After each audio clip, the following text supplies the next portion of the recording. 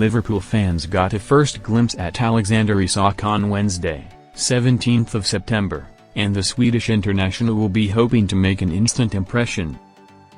Alexander Isak made his Liverpool debut against Atletico Madrid, and for his first high-level match in months, the Swede did very well.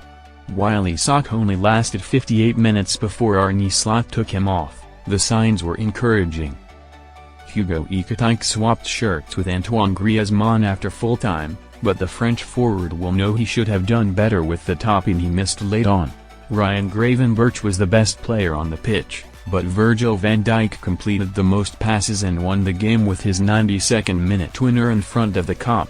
Much like when Erling Haaland moved to Manchester City, he had to unlearn much of what he was used to during his Borussia Dortmund days.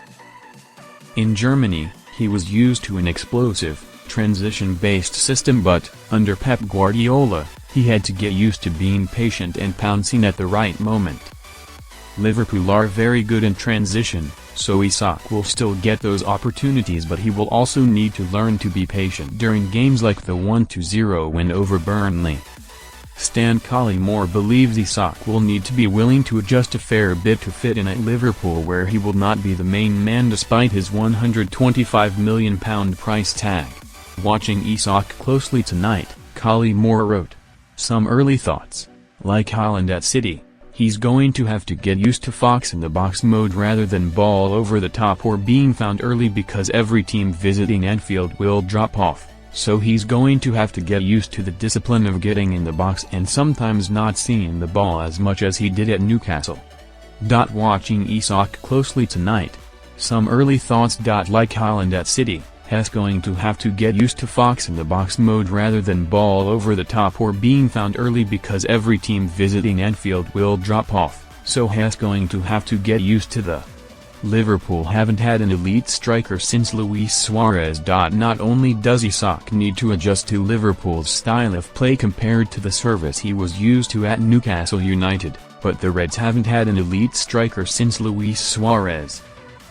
At his peak, the Uruguayan scored 31 Premier League goals in a single season and nearly dragged Liverpool to the title in 2013-14. Roberto Firmino was an elite player, but he wasn't really a striker.